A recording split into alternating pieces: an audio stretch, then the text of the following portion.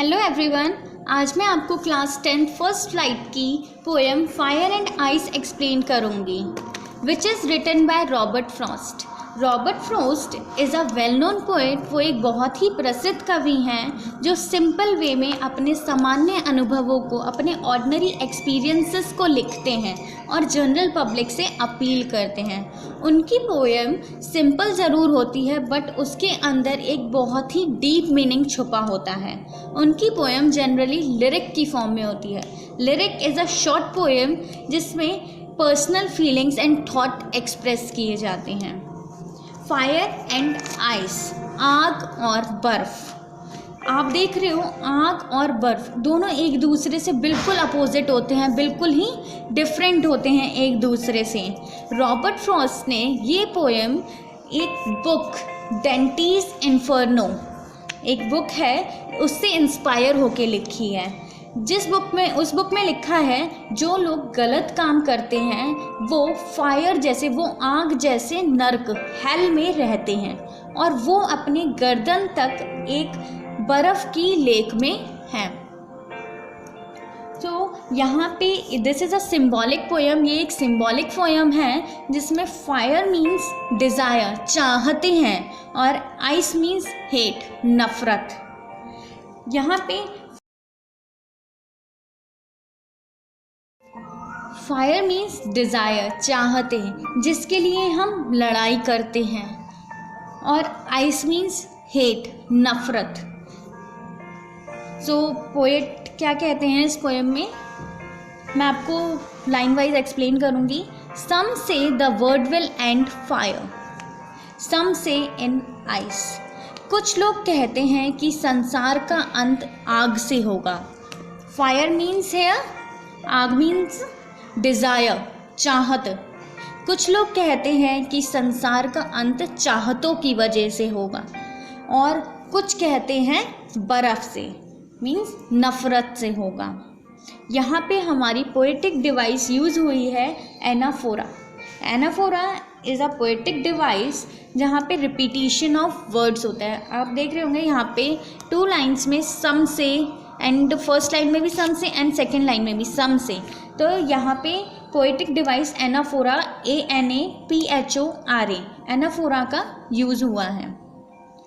From what I have tested of desire, लेकिन मेरी इच्छा यह है, जो मेरा एक्सपीरियंस है तो उससे मेरी इच्छा यह है, I hold with those who favour fire, मैं उनके पक्ष में हूँ जो कहते हैं कि आग से होगा, चाहतों की वजह से होगा।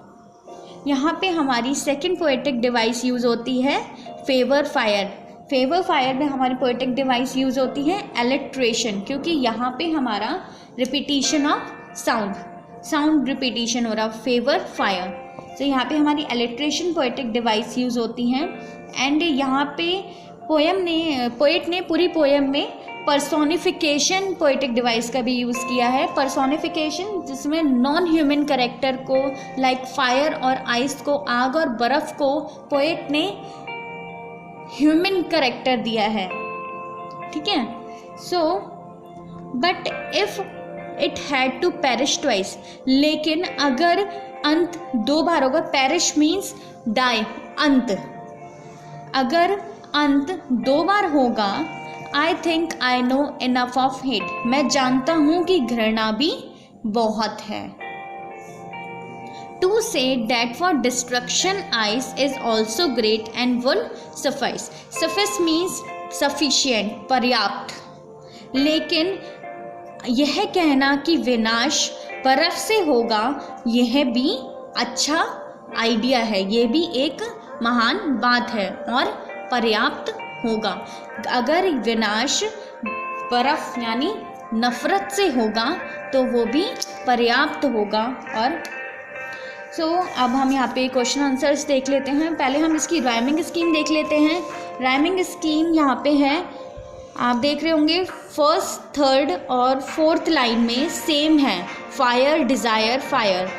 हमारी फर्स्ट पैराग्राफ में जो राइमिंग स्कीम यूज़ हुई है वो ये फायर, ABAA, और जो हमारी सेकंड पैराग्राफ है उसमें यूज़ हुई है आप देख रहे होंगे ट्वाइस, आइस और सफाइस, ये तीनों सेम है, और हेट और ग्रेट सेम है। तो A B A.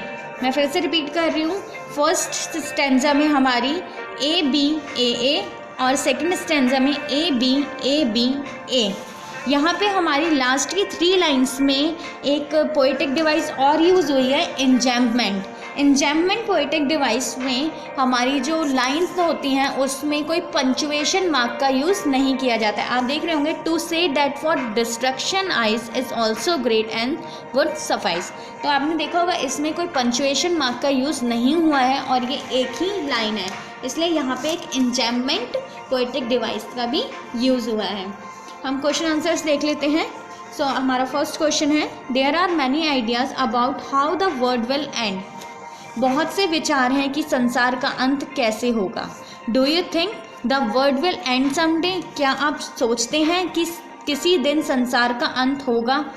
How you ever thought what would happen if the sun got so hot that it burst और ग्रू कोल्डर एंड कोल्डर। क्या आपने कभी सोचा है कि अगर सूर्य इतना गर्म हो गया या ठंडा होता जाए तो क्या होगा। वैसे तो बहुत सारी थ्योरीज़ हैं वर्ड में कि वर्ड का एंड कैसे होगा, कैसे वर्ड ख़त्म होगा, और ये बहुत सारे स्कॉलर्स ने बताया है, हमारे साइंटिस्ट ने बताया है कि सन का एक एज है, एक पर्टिकुलर एज है, और वो कंप्लीट करके फिर हमारा वर्ड का एंड हो जाएगा, हमारा जो दुनिया है वो ख़त्म हो जाएगी। इसलिए वर्ड गेट एंड, वर्ड जो है एक दिन ख़त्म ज़रूर होगा। लेकिन हमारे पोएट जो हैं उन्होंने यहाँ पे डिफरेंट थ्योरी दी है। उनकी थ्योरी यहाँ पे है कि उन्होंने बोला है कि अंत या तो फायर या फिर आइस से होगा, आग या फिर बर्फ़ से होगा। यहाँ पे आग का उनका मतलब है डिज़ायर, चाहतों से होगा, चाहतों के लिए लड़ाई कर होगा, या फिर नफ़रत से होगा। सो मैंने आपको ये बता ही दिया है, इसमें राइमिंग स्कीम जो यूज़ हुई है।